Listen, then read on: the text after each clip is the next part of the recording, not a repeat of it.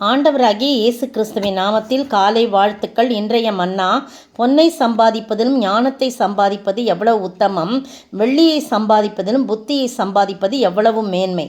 பாருங்க, இன்று நீதிமொழிகள் 16:16 சொல்லப்பட்டிருக்கு.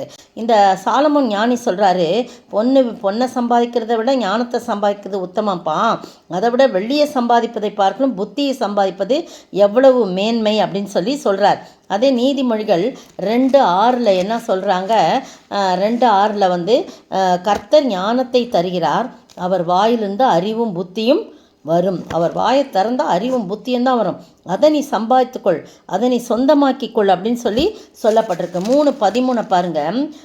3:13 ஞானத்தை கண்டடைகிற மனுஷனும் புத்தியை சம்பாதிக்கிற மனுஷனும் பாக்கியவான்கள் அப்படின்னு சொல்லப்பட்டிருக்கு. எவ்வளோ பெரிய உண்மையை இதை சொல்லப்பட்டிருக்கு பாருங்க.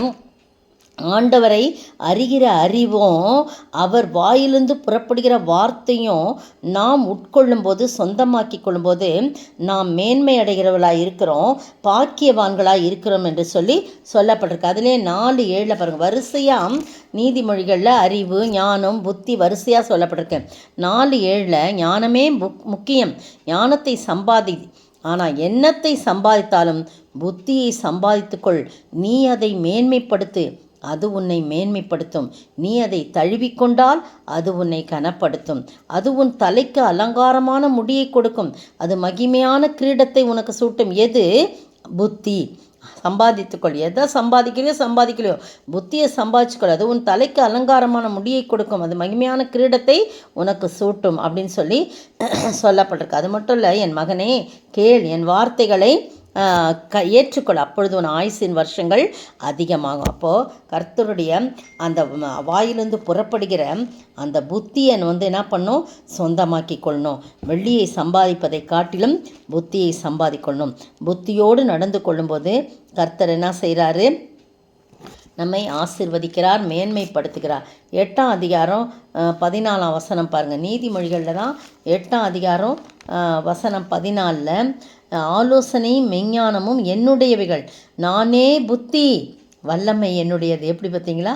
அவரே புத்தி, அவரே ஞானம், அவரே வல்லமை அப்படின்னு சொல்கிறார். நானே புத்தி, வல்லமையும் என்னுடையது அப்படின்னு சொல்கிறார். அதனால் நீங்களும் நானும் அவரே புத்தியாக இருக்க, அவரை ஏற்றுக்கொள்ள வேண்டும், அவரை மேன்மைப்படுத்த வேண்டும். அப்பொழுது அவர் நம்மை மேன்மைப்படுத்துவார், நாம் பாக்கியவான்களாய் காணப்படுவோம். புதிய ஏற்பாட்டில் மத்தேயு எழுதின சுவிசேஷத்தில் ஒரு காரியம் சொல்லப்பட்டிருக்கு. புத்தியுள்ள மனுஷனை குறித்து சொல்லப்பட்டிருக்கு. அவன் எதற்கு ஒப்பிடுவானாம்? கர்த்தருடைய வார்த்தைகளின்படி அதை கேட்டு அவைகளின்படி செய்கிறவன் எவனோ அவனை கன்மலையின் மேல் தன் வீட்டை கட்டின புத்தியுள்ள மனுஷனுக்கு ஒப்பிடுவேன் என்று சொல்கிறார். பார்த்தீங்களா?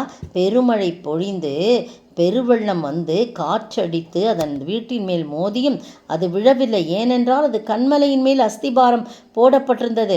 அவன் புத்தியுள்ள மனுஷன் என் வார்த்தைகளை கேட்டான், என்னை ஏற்றுக்கொண்டான், நானே புத்தி, அந்த புத்தியை ஆகிய என்னை ஏற்றுக்கொண்டான், என் வாயிலிருந்து புறப்படும் வார்த்தைகளை அவன் ஏற்றுக்கொண்டான், எனவே அவன் புத்தியுள்ள தன் வீட்டை கன்மலையின் மேல் கட்டின புத்தியுள்ள மனுஷனுக்கு ஒப்பாயிருக்கிறான். காற்று அடித்தா என்ன, கடல் கொந்தளித்தான், பெரு வெள்ளம் வந்தா என்ன, அந்த வீட்டின் மேல் மோதியும் அது விழவில்லை, ஏனென்றால் அது கன்மலையின் மேல் அஸ்திபாரம் போடப்படுது. அடுத்தது புத்தியற்ற மனுஷனை பற்றி, அது நமக்கு வேண்டியதில்லை. சரியா? அந்த அருமையான வேளையிலே நீங்களும் நானும் புத்தியோடு நடந்து கொள்வோம். புத்தி அவரே புத்தியாயிருக்கிறார், அவருடைய வாயிலிருந்து புறப்படும் வார்த்தை புத்தியாக இருக்கிறது.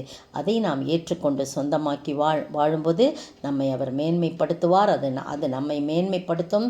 அது மட்டும் இல்லை, நாம் பாக்கியவான்களாய் பாக்கியவதிகளாய் காணப்படுவோம். அப்படிப்பட்ட அந்த ஆண்டவராகிய இயேசு கிறிஸ்து என்னும் புத்தியை நாம் பெற்றுக்கொண்டு வாழ ஆண்டவர் தாமே கிருபை செய்வாராக.